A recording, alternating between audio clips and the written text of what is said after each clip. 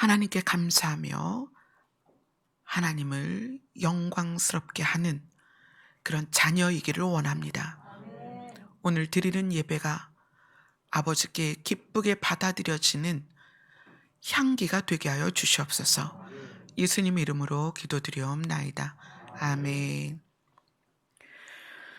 아멘. 우리 오늘 말씀은 데살로니가 후서 2장 13절부터 17절까지 보도록 하겠습니다.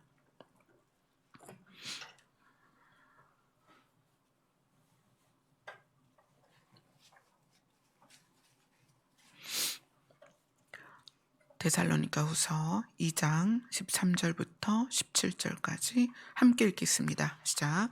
주께서 사랑하시는 형제들아, 우리가 항상 너희에 관하여 마땅히 하나님께 감사할 것은 하나님이 처음부터 너희를 택하사 성령의 거룩하게 하심과 진리를 믿음으로 구원을 받게 하심이니, 이를 위하여 우리의 복음으로 너희를 부르사 우리 주 예수 그리스도의 영광을 얻게 하려 하심이니라. 그러므로 형제들아, 굳건하게 서서 말로나 우리의 편지로 가르침을 받아 전도를 지키라. 우리 주 예수 그리스도와 우리를 사랑하시고 영원한 위로와 좋은 소망을 은혜로 주신 하나님 우리 아버지께서 너희 마음을 위로하시고 모든 선한 일과 말에 굳건하게 하시기를 원하노라. 아멘. 우리가 지금 8번의 성령에 대한 과정 중에 이제 마지막 수요일 날 마지막 성령으로 나누고 오늘은 그 7번째입니다. 성령의 거룩하게 하심에 대해서 보도록 하겠습니다.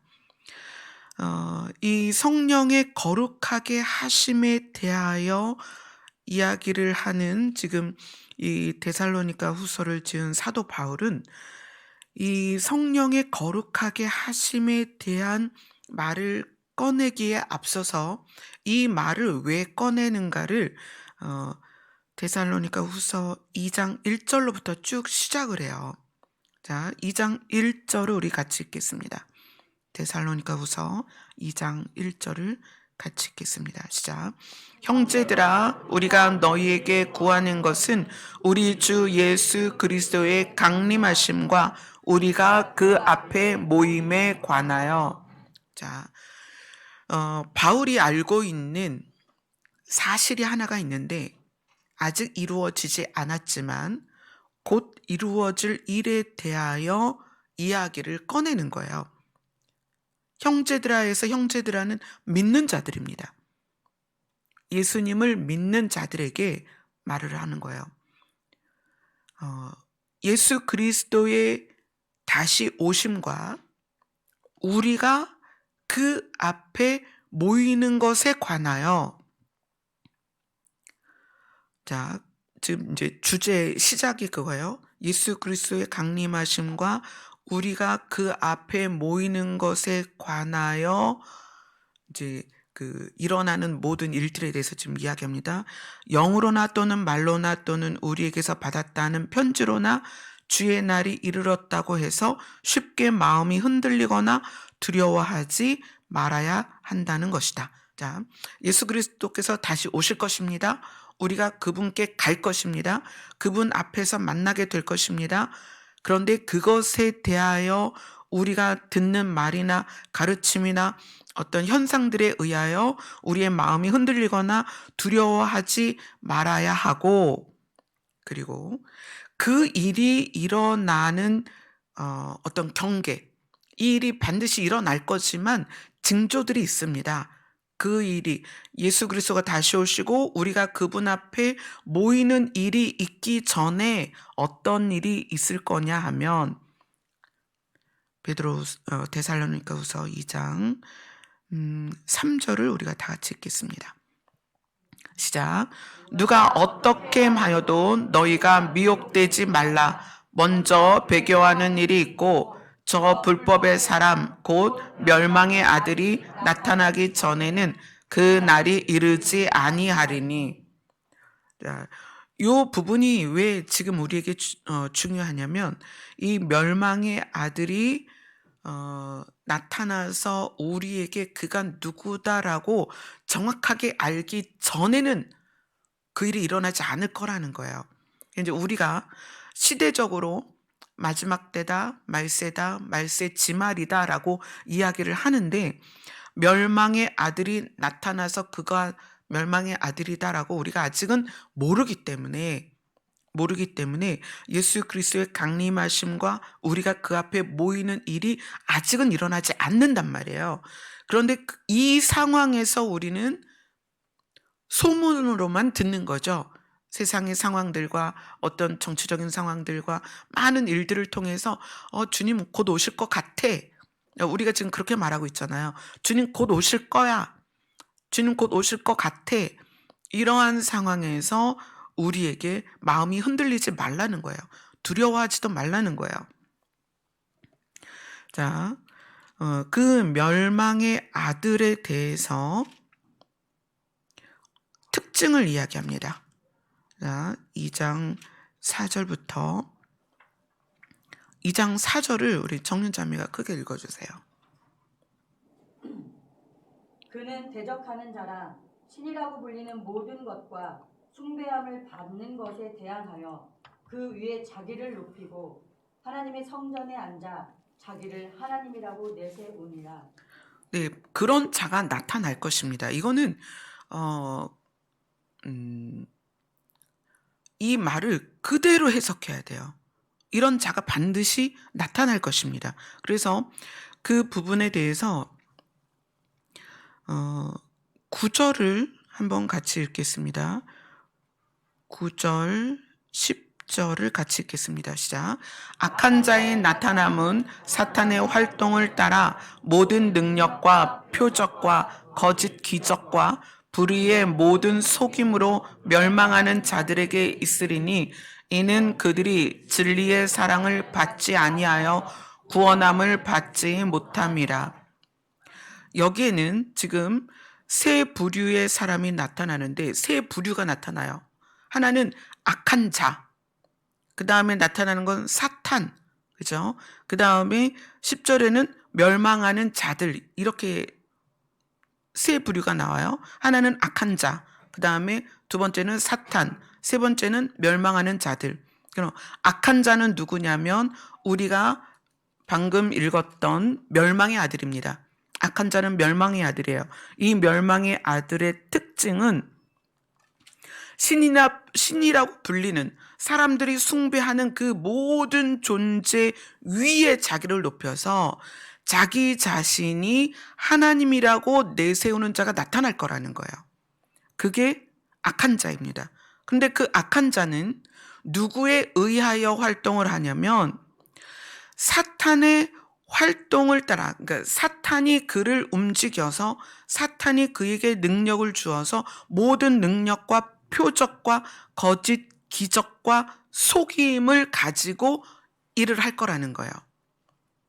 악한 자와 사탄은 구별이 돼야 되는데 사탄은 에덴 때부터 활동한 타락한 천사이고 그 사탄이 어떤 한 자에게 모든 능력을 다 줍니다. 그래서 그 악한 자에게 능력과 표적과 기적이 나타난다. 그리고 그가 속여서 멸망하게 하는 자들이 있습니다. 이 멸망하는 자들의 특징은 뭐냐면 진리의 사랑을, 예수 그리스도의 사랑을 받아들이지 않아서 구원을 받지 못하는 자들입니다. 우리는 사탄의 활동을 지금도 보고 있고 멸망하는 자들이 현재 있습니다. 그러나 아직 이 악한 자가 자기가 하나님이라고 내세우는 것을 보지는 못하고 있는 때예요. 금방 드러나겠죠. 지금 활동을 하고 있습니다. 드러나지 않을 뿐이에요. 언젠간 드러나겠죠. 그러면 예수 그리스도의 오심이 바로 진행이 되겠죠. 우리는 지금 그런 긴박한 상황에 있습니다. 근데 이러한 때에 바울이 악한 자가 나타나서 우리 눈에 드러나기 전에 우리에게 이제 이야기를 하는 거예요. 주께서 사랑하시는 형제들아. 오늘 본문이 그렇게 시작하죠.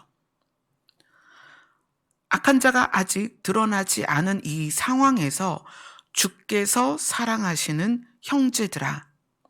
우리가 항상 너희에 관하여 마땅히 하나님께 감사할 수밖에 없는 것은 하나님이 너희를 택해서 성령의 거룩하게 하심과 진리를 믿음으로 구원을 받게 하신 것 때문에 우리는 하나님께 감사를 한다. 이 구원을 위하여 우리의 복음으로 너희를 불렀고 우리 주 예수 그리스도의 영광을 얻게 하려 합니다. 예수 그리스도의 영광이란 사망을 이긴 거예요. 예수 그리스도의 영광이란 사망을 이기신 몸으로 하늘에 올라가신 그 모습이에요. 이제 우리는 예수 그리스도의 영광을 우리가 갖게 될 것입니다. 이제 곧 그날이 와요. 바울은 지금 그거를 이 데살로니가 전후서를 통해서 예수 그리스도의 재림과 그 사건에 대해서 우리에게 아주 자세히 알려주고 있습니다. 그런데 이 악한 자가 우리 눈에 드러나기 전에 우리에게 이루어져야 될 과정이 있는데 그게 뭐냐면 성령의 거룩하게 하심이라는 거예요. 성령의 거룩하게 하심이란 뭘까요?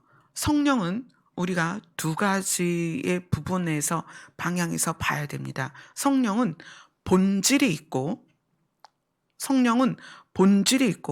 성령의 기능이 있습니다. 이것을 분명하게 구분해서 우리가 다루어야 돼요.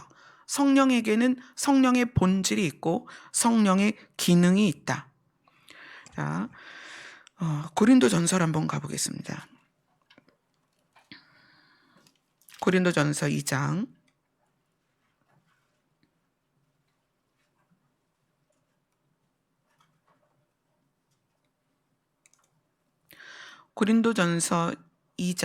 1절로 5절입니다.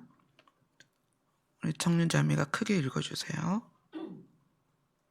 형제들아, 내가 너희에게 나아가 하나님의 증거를 전할 때에 말과 지혜의 아름다운 것으로 아니하였나니 내가 너희 중에서 예수 그리스도와 그가 십자가에 못 박히신 것 외에는 아무것도 알지 아니하기로 작정하였습니다.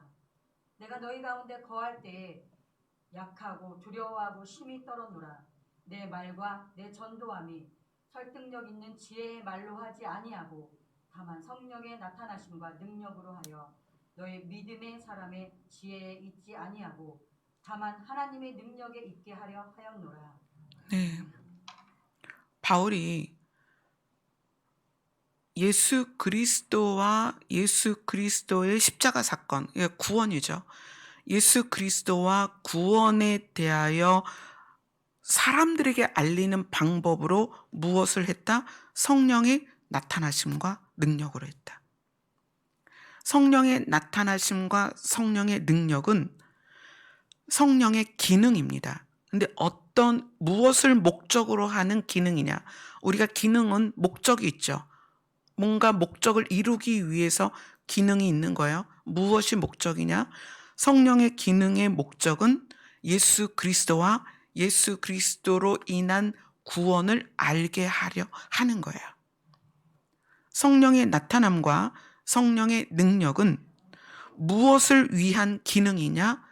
예수 그리스도와 예수 그리스도의 십자가 사건을 사람들이 믿도록 해서 구원받게 하려는 목적이 있다.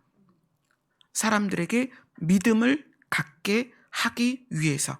그래서 이것을 이제 세부적으로 나타내는 게 고린도전서 12장입니다. 고린도전서 12장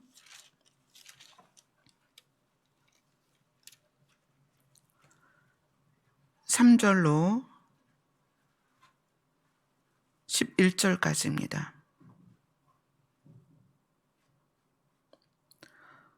같이 읽겠습니다. 시작. 그러므로 내가 너희에게 알리노니 하나님의 영으로 말하는 자는 누구든지 예수를 저주할 자라 하지 아니하고 또 성령으로 아니하고는 누구든지 예수를 주시라 할 수 없느니라. 은사는 여러 가지나 성령은 같고 직분은 여러 가지나 주는 같으며 또 사역은 여러 가지나 모든 것을 모든 사람 가운데서 이루시는 하나님은 같으니 각 사람에게 성령을 나타내심은 유익하게 하려 하심이라. 어떤 사람에게는 성령으로 말미암아 지혜의 말씀을, 어떤 사람에게는 같은 성령을 따라 지식의 말씀을, 다른 사람에게는 같은 성령으로 믿음을, 어떤 사람에게는 한 성령으로 병 고치는 은사를, 어떤 사람에게는 능력 행함을, 어떤 사람에게는 예언함을, 어떤 사람에게는 영들 분별함을, 다른 사람에게는 각종 방언 말함을, 어떤 사람에게는 방언들 통역함을 주시나니 이 모든 일은 같은 한 성령이 행하사 그의 뜻대로 각 사람에게 나누어 주시는 것이니라. 성령께서 성령의 뜻대로 각 사람에게 필요에 따라 이 성령의 능력들을 나누어 주십니다. 그래서 그것이 은사라는 이름으로 신앙생활 안에서 드러나죠. 저는 어렸을 때부터 이제 아버지의 목회를 보아왔고 또 남편의 목회하는 과정에 함께 왔습니다. 어렸을 때 그때가 아마 중학생이었던 것 같아요. 저희 아버지께서 목회하실 때 암 환자가 저희 교회를 왔어요. 근데 암이 재발돼서 이제 가망이 없다 그런 상태로 오셨어요. 그래서 이분은 더 이상 어디서 치료할 수 없고 그러니까 교회를 오셔서 거기에서 함께 교회에서 먹고 자고 하면서 기도를 했어요. 근데 그날 여러 명이 모여서 그 아픈 분을 가운데 두고 저 이제 아버지하고 어머니하고 교회 권사님들, 연세 많은 권사님들, 집사님들 모여서 기도를 막 하는데 기도를 하다가 어느 분이 기도 멈춘 후에 이렇게 이야기를 하는 거예요. 우리 중에 누가 하나가 나갔다. 그렇게 표현을 하는 거예요. 근데 보니까 아무도 나간 사람이 없는 거예요. 근데 다시 어떤 분이 우리 중에 누가 나간 게 아니고 어떤 검은 게 나갔어. 그러니까 이제 저희 아버지께서 아마 질병을 붙잡고 있던 귀신이 나갔을 거다. 그렇게 검은 형체가 나갔다 표현을 했는데 그분이 실제로 자궁암 말기였는데 그게 재발돼서 더 이상 손을 쓸 수 없는 말기 암 환자였어요. 근데 그 병이 치유를 받고 정상이 됐어요.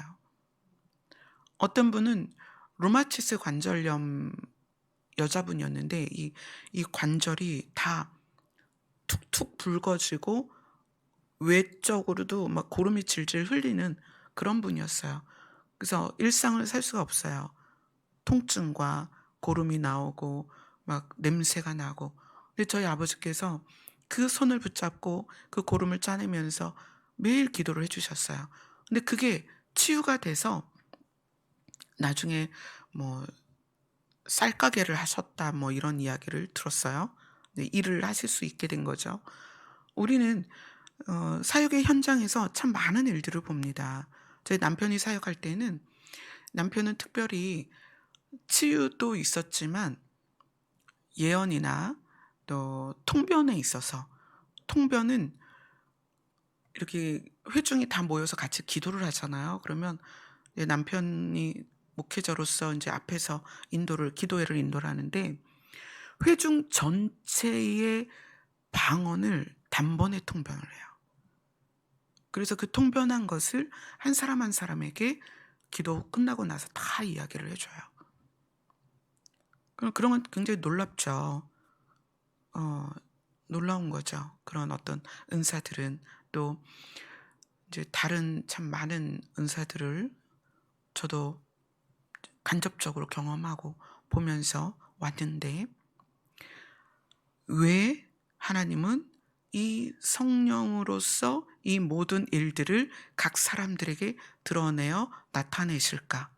그것은 성령이 아니고서는 사람이 하나님을 믿을 수 없다. 하나님을 아버지라고 할 수 없다. 예수 그리스도를 인정할 수 없다. 첫 번째, 그 믿음에 대하여 확증을 주시는 거예요. 은사들을 통해서, 또 성령이 행하시는 기적들을 통해서, 성령이 드러내시는 일들을 통해서 경험케 하시는 거예요. 신을 경험케 하시는 거예요. 많은 사람들이 이론적으로 또는 성경을 통해서 하나님을 배우고 교육을 받지만 하나님은 살아계시거든요.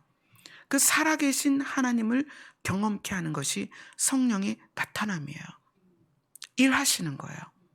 뭐 꿈 가운데도 일하시고, 우리 개인에게 음성으로도 일하시고, 음성으로 계시하시고, 또 능력으로, 병 고침으로, 뭐 여러 가지 다양한 것으로 나타나서 일을 하십니다. 이것이 성령의 기능이에요. 뭐 내적인 기능도 있고 외적인 기능도 세부적으로 따지자면 굉장히 자세하게 따져야 되지만, 사실 오늘은 이 성령의 기능보다는 우리는 성령의 본질에 대해서 집중할 때라는 거예요. 왜냐하면 우리의 본문이 오늘 우리의 본문이 어느 때에 이 본문이 나온 거냐? 예수 그리스도의 강림하심과 우리가 그분 앞에 모여야 하는 것을 다루는 때의 성령에 대해서 지금 이야기를 하는 거예요. 근데 이 때의 성령은 성령이 하나님이 계신 것을 드러내거나 하나님이 신이신 것을 드러내는 거에 포커스가 맞춰진 게 아니라 성령의 본질에 대해서 포커스를 맞췄다는 거예요. 우리는 성령이 일하시고 나타나시고 하나님을 드러내는 거에 포커스가 아니라 우리에게 일하시는 성령님은 성령님의 본질을 가지고 우리에게 일하신다는 거예요. 근데 이것이 우리 스스로가 자꾸 성령의 나타나심으로 마음이 움직이면 성령의 본질이 우리 안에서 드러나시는 것에 따라가질 못해요.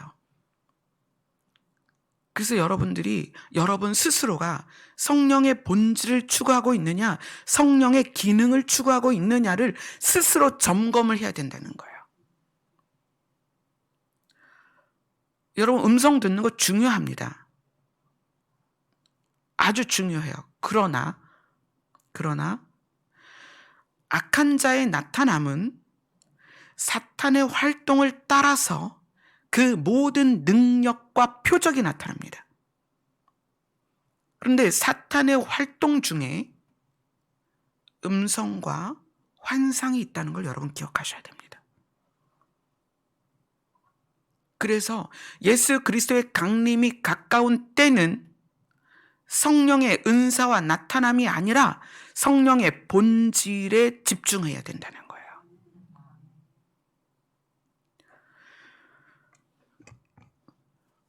정말 중요한 거예요. 이거는 정말. 오늘 바울이 이 데살로니가 후서를 적으면서 예전에 이방인들을 향하여 복음을 전할 때와 좀 자세가 달라요. 사도행전에서의 그 복음을 전하는 때와 이거는 좀 다르다는 거예요. 데살로니가 전후서는 예수 그리스도의 재림에 포커스를 맞췄는데 그 재림에 포커스를 맞추는 이 사도 바울의 마음이 성령과 성도가 연결되는 그 부분을 성령의 능력과 나타나심이 아니라 성령의 본질에 포커스를 맞추고 있다는 거예요. 그럼 지금 이 세대에서 우리는 무엇에 포커스가 맞춰져야 되느냐? 성령의 본질이다. 아멘. 자, 성령의 본질에 대해서 한번 보도록 하겠습니다. 고린도전서 6장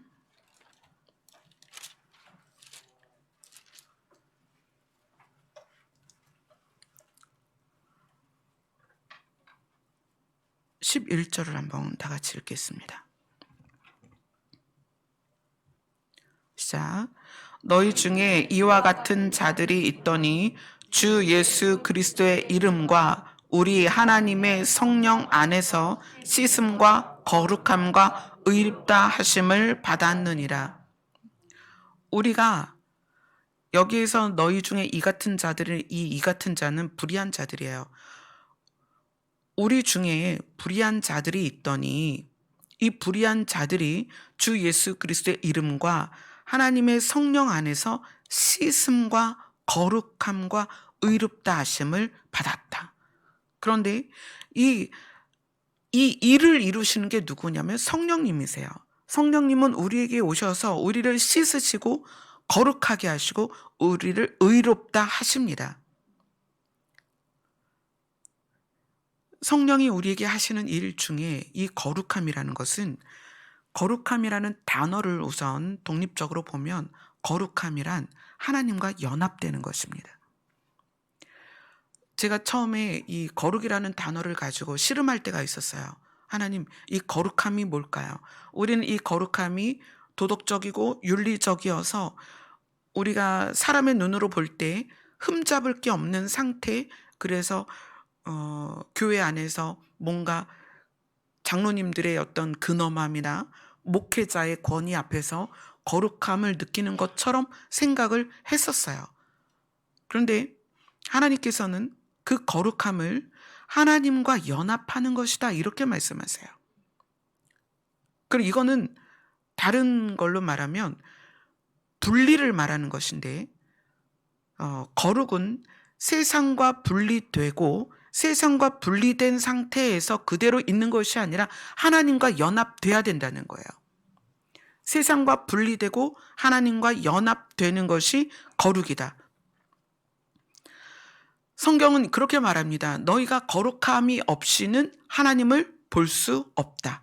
그 얘기는 우리가 하나님과 연합되지 않으면 하나님을 볼 수 없다. 근데 여기에서 하나님과 연합되는 것의 의미는 하나님의 본질과 우리가 같아진다는 거예요.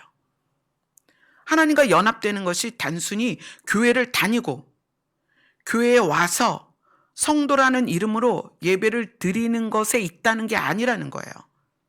하나님과의 연합이 교회를 오래 다녔거나 예배를 많이 드렸거나 성경을 많이 알거나 기도를 오래 하거나 그런 의미가 아니라는 거예요.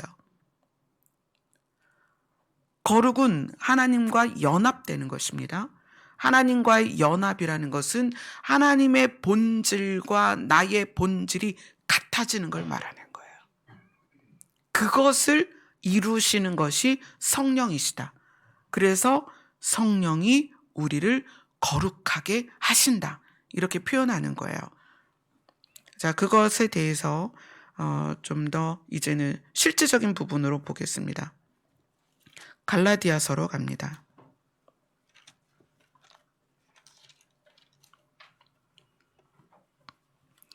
갈라디아서 5장입니다.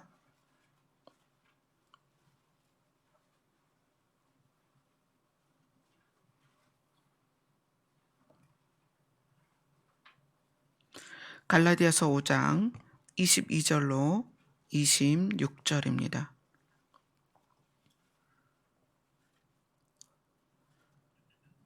같이 읽겠습니다. 시작. 오직 성령의 열매는 사랑과 희락과 화평과 오래 참음과 자비와 양선과 충성과 온유와 절제니 이 같은 것을 금지할 법이 없느니라. 그리스도 예수의 사람들은 육체와 함께 그 정욕과 탐심을 십자가에 못 박았느니라. 만일 우리가 성령으로 살면 또한 성령으로 일하니 헛된 영광을 구하여 서로 노엽게 하거나 서로 투기하지 말지니라. 성령의 본질은 성령의 상태를 말하는 거예요. 이 성령이 우리 안에 오셨다는 것은 그 본질을 가지고 와서 우리의 질을 바꾼다는 거예요. 근데 이것에 우리가 집중하지 않으면 자꾸 우리가 어디로 흘러가냐면 우리가 육으로 살기 때문에 육으로 느끼는 것에 집중하게 돼요. 근데 육으로 느끼는 것은 보통은 성령이 기능으로서 우리에게 드러내시는 성령의 나타남, 이것에 집중을 하게 된다는 거예요. 제가 남편이 이제 사역을 할 때 남편이 저에게 신학을 해라. 그래서 남편의 사역을 함께 하자라고 이야기를 굉장히 여러 번 했었어요. 근데 저는 그게 너무 싫었어요. 왜냐하면 목회를 하시는 분들이 또는 은사가 나타나서 은사로 사역하는 분들이 전혀 본이 되지 않는 거예요. 저는 태어나면서부터 부모에 의하여 교회를 다녔고 어린 시절부터 지금 이 나이에 이르기까지 교회를 떠나본 적이 없어요. 물론 중학교 때 사춘기가 와서 그런 고민은 한 적이 있었습니다. 내가 믿지 않는 가정에서 태어났다면 내가 스스로 하나님을 믿을 수 있었을까? 그때 처음 하나님이라는 존재와 저를 분리해서 스스로 하나님을 찾는 것에 대하여 고민을 했던 때가 있었어요. 그때 외에는 하나님을 떠나서 산다는 건 상상도 할 수 없었어요. 그런 제가 가장 많이 보아온 게 뭐냐면 목회자의 불법과 목회자의 악함과 은사를 가지고 있는 사람들이 성도들을 착취하는 것과 은사를 가지고 있는 사람들이 권위를 높여서 본인의 권위 아래 성도를 두는 모습들을 너무 많이 봤어요. 목회자들끼리 서로 싸우고 목회자 부부가 서로 싸우고 그 미움 안에서 분노하며 성도들에게 복종을 강요하고 이런 모습들을 너무 많이 봤기 때문에 제가 남편에게 내가 절대 목회 안 한다.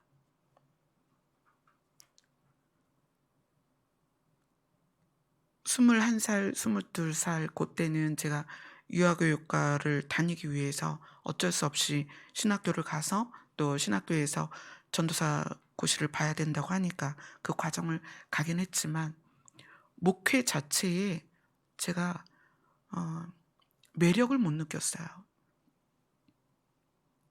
본이 되는 목회자를 본 적이 없어요. 왜 그럴까요? 제가 오늘 이 본문을 보면서 저 자신도 남편에게 나타나는 그 성령의 능력과 은사가 너무 부러웠었어요. 너무 멋있는 거예요. 막 방언을 통변하는데 수십 명이 방언하는 거를 한 번에 다 통변해가지고 나중에 그걸 다 얘기를 해주는데 너무 멋지지 않아요? 막 손대면 질병이 나아요. 그 나은 사람들이 그걸 막 간증하면 그게 너무 멋있는 거예요. 그리고 남편은 또 그 현현하신 예수님을 2번이나 만났어요. 그걸 보면 정말 부러운 거예요. 제가 심지어 한 방에 같이 앉아 있었는데 저는 못 보고 남편은 본 거예요. 저한테 그러는 거예요. 야, 예수님이 왔다 가셨는데 넌 못 봤냐? 난 안 보였는데. 그때 그 비참함이 어떤지 아세요? 한 방에 있는데 남편은 보인다는 거예요. 저는 못 봤거든요. 그러면 이제 만 가지 생각이 교차를 하죠. 하나님이 나를 안 사랑하시나? 내가 뭔가 부족한가? 기도를 드렸나? 그래서 사실 저 그때부터 기도를 더 열심히 했어요. 남편보다 조금 더 하면 예수님이 좀 나타나 주실까? 아니면 뭐 금식을 좀 더 해보면 예수님이 이번엔 나한테 나타나 주실까? 막 이런 생각도 했었어요. 그런데 바울이 예수 그리스도의 강림을 앞둔 성도들에게 이야기를 하는 거예요. 예수 그리스도의 강림을 앞두고 그분 앞에 모여야 되는 성도들에게는 그게 아니라 성령의 거룩하게 하심에 집중하라는 거예요. 성령의 본질에 대하여 집중해라. 사과나무에는 사과가 열리고 포도나무에는 포도가 열립니다. 성령이 임하시면 성령의 본질이 우리에게서 드러나야 되는 거예요. 근데 그 성령의 본질이 뭐냐? 그것을 오늘 갈라디아에서는 성령의 열매다라고 이야기를 해요. 근데 성령의 열매를 가만 보니까 사랑과 희락은 우리 마음이 기쁜 거예요. 마음이 기쁘고 즐거운 거예요. 이 마음의 기쁘고 즐거움은 외부적인 상황에 의한 게 아니라, 그래서 성경이 가르치시는 항상 기뻐해라. 이 항상 기쁨은 상황이 나에게 주는 기쁨이 아닙니다. 타인이 나에게 주는 즐거움이 아니에요. 내 안에 고여 있는 기쁨이라는 거예요. 내 안에 머물러 있는 기쁨입니다. 물론 뭐 저 같은 경우는 이번 주가 계속 주일인 것 같아요. 주일 지나고 수요일 예배 드리고 금요 예배 드리고 성탄절 예배 드리고 오늘 또 주일 예배니까 눈 뜨면 주일인 것 같고 눈 뜨면 주일인 것 같고 제가 계속 그래요. 그래서 계속 교회에서 설교 준비하고 아침마다 교회에 나와 있고, 그래서 제가 찬미한테 야 이번 주는 계속 주일이다 그랬어요. 그리고 이제 피곤할 수 있죠. 또 전화로 상담이 많이 와요. 요즘 특히나 더 그래요. 그래서 여러분들이 전화 통화가 한 번에 안 되는 경우가 많을 거예요. 계속 저는 통화 중이에요. 막 이제 그런 상황이니까 피곤하고 몸은 지치죠. 그래서 막 코가 헐어가지고 코가 헐어서 딱증이 생기니까 또 보기도 안 좋고, 진짜 제가 거울 보면서 지저분하다 막 이러고 그래요. 근데 어떻게 할 수가 없어요. 피곤하니까. 목소리도 이제 안 나오고 소리가 갈라지고 막 이래요. 그런데 그러함에도 불구하고 내 안에 기쁨과 즐거움이 있다는 거예요.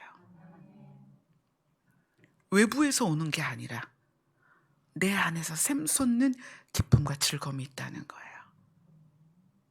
만약에 내 안에서 샘솟는 기쁨과 즐거움이 없다면 제가 어떻게 하겠어요? 여러분들한테 막 짜증내고 화나고 어디가 청소가 안 됐어 뭐가 어쩌고 막 그럴 거 아니에요. 여러분 한번 살펴보세요. 남편이 갑자기 월급도 안 갖고 오고 아내가 설거지를 막 싸놓고 그러는 상황인데, 애들은 떠들고 울고 막 그러는 상황인데, 그럴 때 살펴보세요. 내 안에 기쁨과 즐거움이 있는가? 성령은 우리 안에서 기쁨과 즐거움을 샘솟게 하십니다. 그분의 본질이라는 거예요. 기쁨과 즐거움은 그분의 본질입니다. 그분이 내 안에 있다면 상황과 형편에 상관없는 기쁨과 즐거움이 내 안에 있다는 거예요. 성령이 우리 안에 계시다면 그분의 본질인 화평이 우리 안에서 드러납니다. 이 화평은, 자 보세요. 하나님이 우리를 사랑하시는데 우리의 행동에 의해서 하나님의 사랑이 변하는가? 아니요. 하나님의 사랑은 변함이 없습니다. 그래서 이렇게 표현하세요. 나의 사랑에서 너희를 가져갈 자가 없다.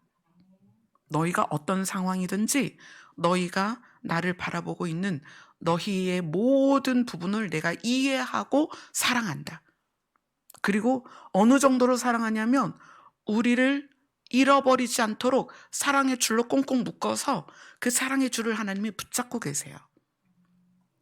때로는 우리가 뭐 거짓말할 수도 있고 두려워할 수도 있고 연약할 수도 있고 좌절할 수도 있고 뭐 여러 가지 자잘한 죄를 지을 수도 있어요. 하지만 하나님은 우리를 사랑의 줄로 묶어서 붙잡고 계시다는 거예요. 이 화평은 관계에서 드러납니다. 화평은. 하나님은 우리의 관계를 훼손하지 않으려고 하세요. 근데 우리는 우리가 만나는 사람과의 관계에서 상대에 의하여 내가 자꾸 바뀌어요. 저 사람이 마음에 들면 잘 지내다가 저 사람이 마음에 안 들면 화를 내거나 짜증을 내거나 마음이 틀어져 버려요. 그런데 성령의 본질은 상대와 나와의 관계를 화평케 하는 능력이 있어요. 성령이 내 안에 깊이 계셔서 성령이 내 안에 충만한 사람은 상대가 나에게 어떻게 대하든지 관계를 화평케 유지합니다. 그게 성령의 능력이고 본질이에요. 그래서 여러분들이 사람과 관계하는 자기의 모습을 보세요. 만약에 내가 상대에 의하여 관계가 유지되는 것이 오르락내리락하고 끊어졌다 붙었다 하고 삐졌다 토라졌다 만났다 이러고 계속 반복하고 있다면 성령의 본질이 내 안에서 그 능력을 발휘하지 못한다는 거예요. 왜? 내가 성령의 본질에 집중하고 있지 않기 때문에. 한번 하나님께서 그런 말씀을 주셨어요. 너의 마음이 흐르는 대로 내가 해줄 것이다. 만약에 제가 성령의 은사 쪽으로 마음이 흐르면 성령의 은사가 빈번히 더 많이 나타날 거예요. 그러면 사역을 하는데 유익하긴 하겠죠. 그러나 저는 내면이 메마르게 될 거예요.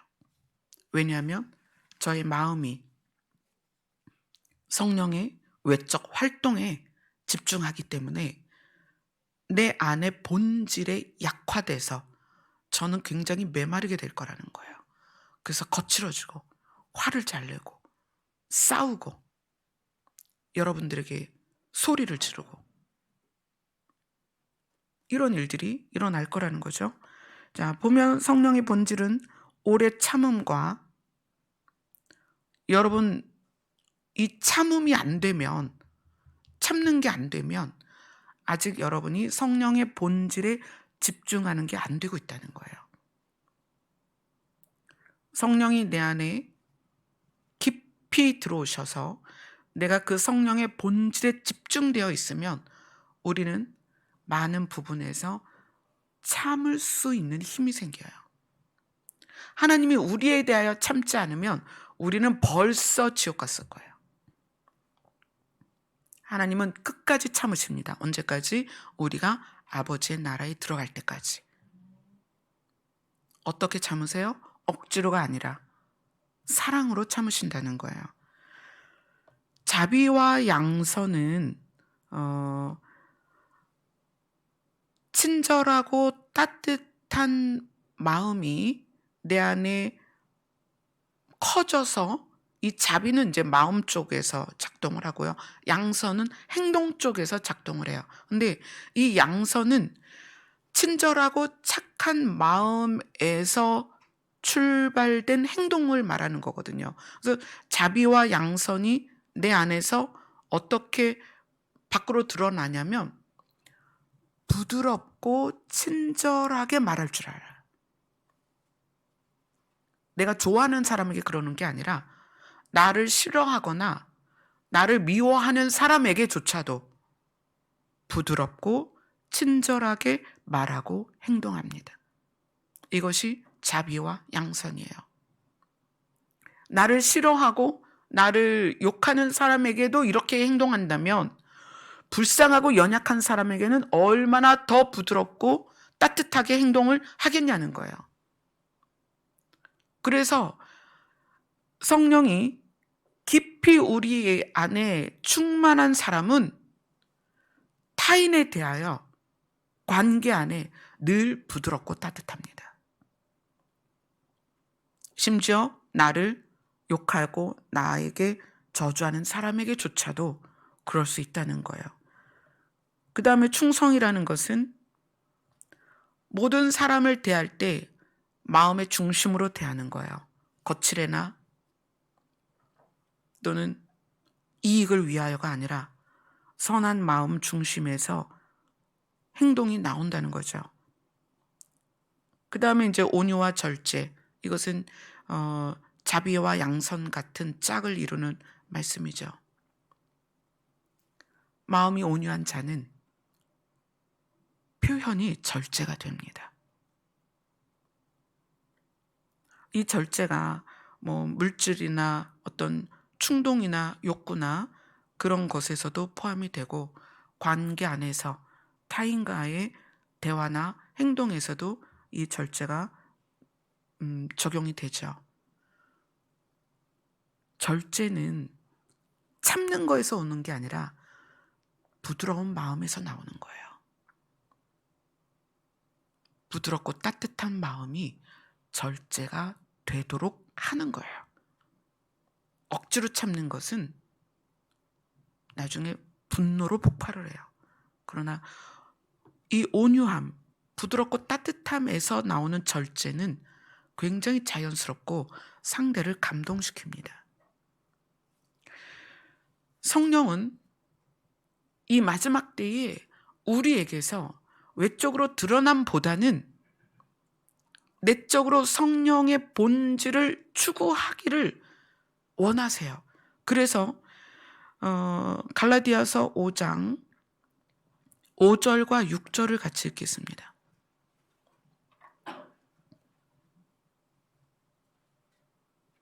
같이 읽겠습니다. 시작.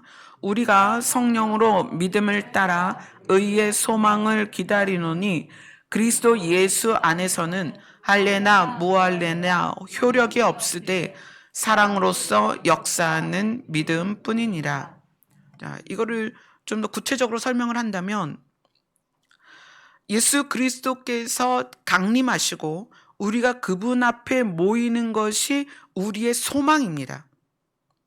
그것만이 우리의 가장 큰 소망이에요. 근데 그 소망을 기다리는데 어떻게 기다리냐면, 성령께서 우리 안에서 우리를 그 소망을 기다릴 수 있는 힘을 주시는데, 그 힘이 믿음이란 말이에요. 근데 이 믿음이 무엇이냐면 사랑으로서 역사하는 믿음으로 그 소망을 기다린다는 거예요. 근데 그것을 누가 가능하게 한다? 성령이 그것을 가능하게 한다. 이 믿음이 예수 그리스도가 우리 안에 오셔서 우리의 죄를 사하시고 우리를 예수님처럼 하나님의 나라에서 살게 하는 그 상속권을 주셨다라는 것을 믿는 믿음이 있는데, 이 믿음이 이 땅에서 사는 동안에 이 믿음이 무슨 힘으로 가동이 되냐면 사랑으로 이 믿음이 가동돼야 된다는 거예요. 근데 이것을 이루시는 분이 성령이라는 거예요. 여러분들이 하나님의 나라를 소망할 때 하나님께서는 성령을 우리 안에 부으셔서 그 하나님의 나라를 갈 수 있도록 도우세요. 성령이 반드시 우리를 도우십니다. 그런데 우리 마음이 그 성령의 도우심을 받아들일 때, 또는 성령이 우리 안에서 일하시도록 허용할 때 우리의 마음의 방향이 어디로 가야 되냐면 성령의 본질로 가야 된다는 거예요. 그래서 나를 점검할 때, 나를 바라볼 때, 나를 확인할 때 성령의 본질이 내 안에 있느냐를 꼭 날마다 확인을 하셔야 된다는 거예요. 아멘.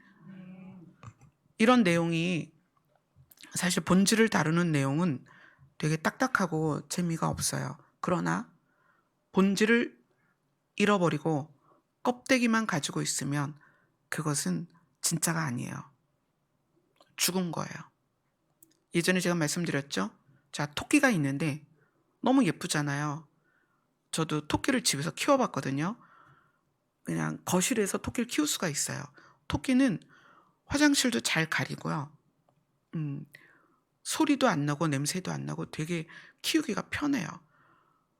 그 토끼를 저희 아이들도 되게 예뻐했었는데 만약에 토끼 박제를 갖다 놓는다면 어떻겠어요? 그 토끼 박제는 굉장히 징그럽죠. 살아있는 것이 아름답습니다.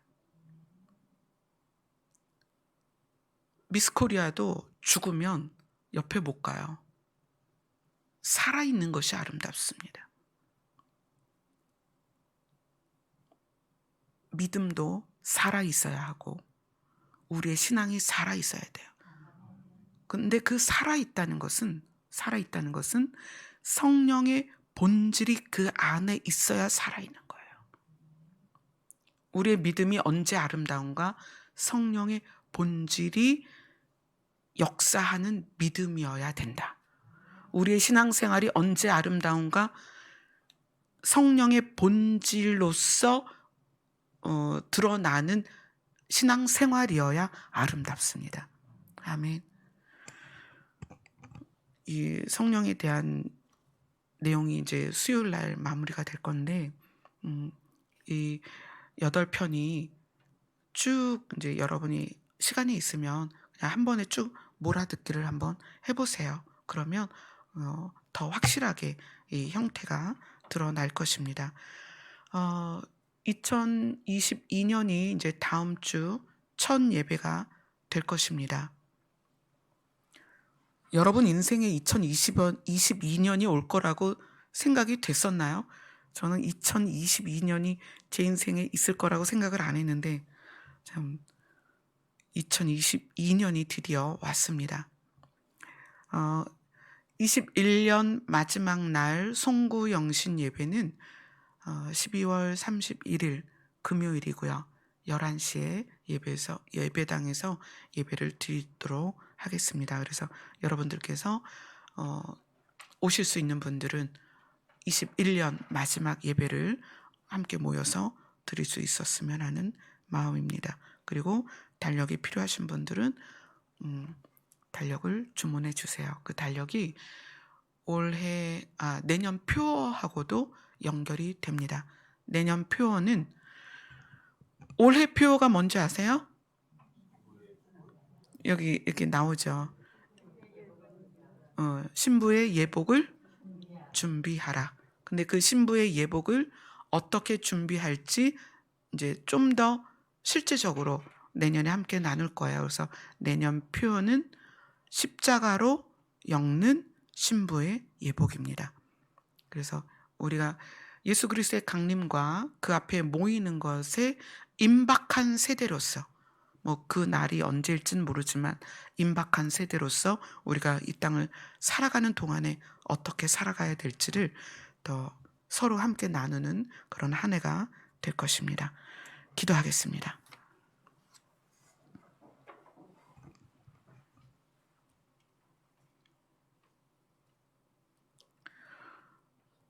성령님의 본질이 무엇인지를 오늘 함께 나누었습니다. 성령이 아니고서는 우리가 하나님을 아버지라고 부를 수가 없고 예수님을 믿을 수도 없습니다. 우리가 지금 예수님을 믿고 성령을 아버지라고 부른다면 우리 안에 성령이 계신 것입니다. 그렇다면 이제 우리는 성령의 나타남이 아니라 성령의 본질에 집중할 수 있게 하여 주시옵소서. 예수님 이름으로 기도드리옵나이다. 아멘. 네, 우리 집사님 나오셔서 광고 말씀 하시겠습니다.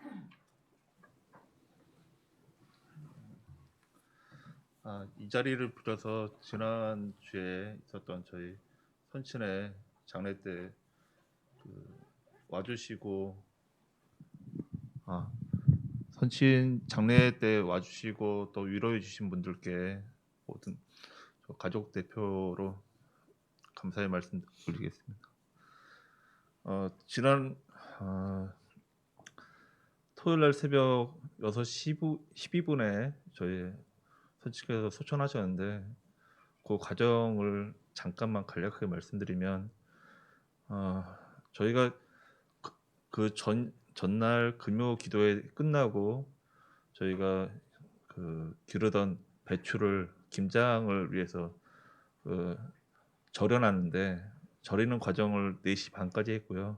잠깐 1시간 자다가 급하게 벨이 울려서 받았는데 아버님께서 심정지가 오셔갖고 지금 119를 타고 저 삼성의료원으로 이동 중이다라는 연락 받았고 저희가 5시 40분에 여기 홍성에 출발해서 서울로 가는 중에 목사님께 전화를 드려서 목사님 아버지가 심정지가 와서 병원으로 이송 중이라고 합니다. 말씀드리고 저희가 가는 중에 6시 15분에 아버님이 소천하셨다는 연락을 받았고요. 저희가 그 장례를 치르는 과정에서 하나님께서 또 은혜를 주신 게 뭐냐면 원래는 집에서 심정지를 오셨으면 거기서 119 구급대가 와서 경찰을 부르고 그 사인에 대해서 2주간을 조사를 해야 된다 합니다. 근데 119 구급대원이 거기서 경찰을 부르지 않고 그 심장이 아직 따뜻해서 병원으로 옮겼다는 사실입니다. 그 병원으로 옮겨서 병원 의사를 통해서 사망 진단을 하게 하셨고 사망 진단을 거기서 받음으로 저희가 그날 삼성의료원에 그 장례식장을 대기하고 있던 인원이 한 10분 정도 계셨는데 저희가 우선권을 받아서 빈소를 받게 됐고요. 그다음에 그날 또 토요일 날 오후에 눈이 많이 와서 그 화장장이 10명씩 한 타임당 10명씩 들어가게 돼 있는데 한 자리가 눈이 와서 못 들어오게 돼서 저희가 그 코로나로 화장장이 지금 뭐 많게는 뭐 2주, 3주 이렇게 밀려 있다는데 저희가 그냥 우선권을 받아서 그날 화장케 되었고요. 그래서 장례가 저희가 길게는 한 3주까지 밀릴 뻔했는데 하나님께서 모든 걸 그 지난주 토요일 날 하루로 다 끝나게 해주셨고 그리고 뭐 주일 날도 저희 평온케 해주셨고 뭐 저희 어머님 2007년도에 소천하셨을 때는 그 여운이 상당히 오래 갔었는데 이번에는 그냥 저도 장례 그 발인일 월요일 날 끝나고 화요일부터 출근했었고요. 그냥 마음을 추스릴 수 있는 힘과 용기 주셔서 저희 가족 모두가 지금 정상적으로 생활하고 있음을 감사드립니다. 뭐 다시 한번 저희 가족들한테 위로의 말씀 전해주시고 함께해 주신 모든 성도님께 다시 한번 감사의 말씀 전해드립니다. 감사합니다.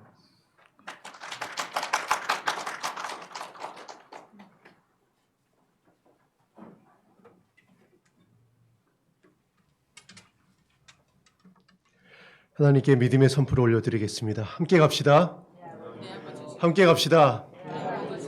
한 영혼도 잃어버린 바 되지 아니하고 아버지 앞에 함께 모이게 되기를 주님의 이름으로 축복합니다. 아멘. 그 믿음의 반석 위에 서기를 소망하며 함께 찬송하겠습니다. 이 눈에 아무 증거 아니 되어도 이 눈에 아무 증거 아니 되어도 믿음만을 가지고서 늘 걸으며 이 귀에 아무 소리 아니 들려도 하나님의 약속 위에 서리라.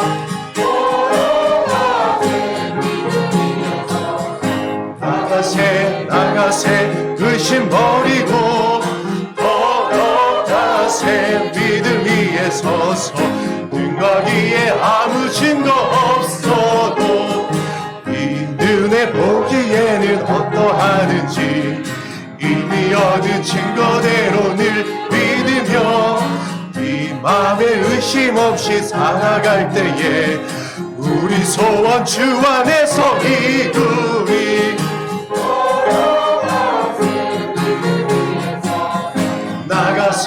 나가세 의심 버리고 걸어가세 믿음 위에 서서 등과 귀에 아무 증거 없어도 주님의 주님의 거룩함을 두고 맹세한 주 하나님 아버지는 참 기쁘다.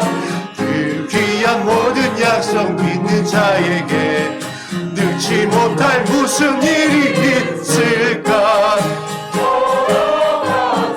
함께 갑시다. 아버지의 품으로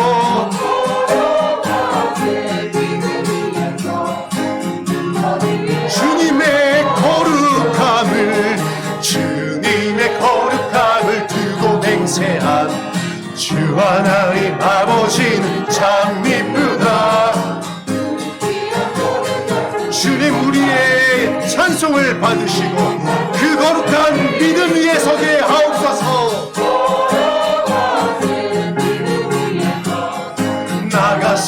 나가세 의심 버리고 걸어가세 믿음 위에 서서 능과 기에 아무 걸어가세.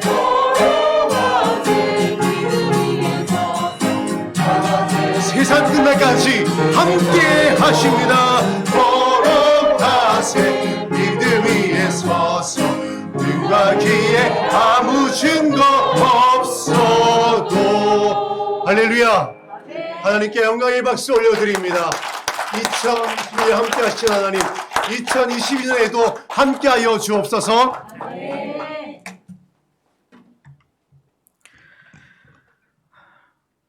우리의 믿음은 사랑으로 역사하는 믿음이어야 합니다.